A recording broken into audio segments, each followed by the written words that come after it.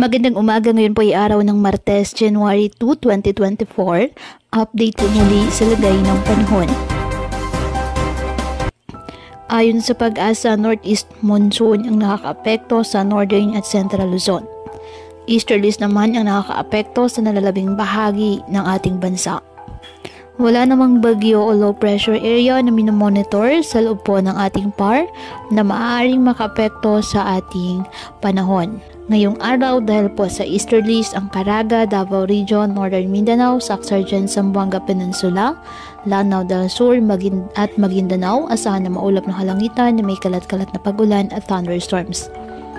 Dahil naman sa amihan, ang Cagayan Valley, Apayao, Aurora at Quezon, asahan din po maulap na kalangitan na may mga pag-ulan. Ang Metro Manila, Ilocos Region, nalalabing bahagi ng Cordillera Administrative Region, nalalabing bahagi ng Central Luzon at nalalabing bahagi ng Calabar Zone, bahagyang maulap hanggang sa maulap na kalangitan with isolated light rains dahil sa Northeast Monsoon. Ang nalalabing bahagi ng ating bansa, apektado ng easterlies at localized thunderstorms, kaya makakaasa pa rin ng maliwalas na panahon.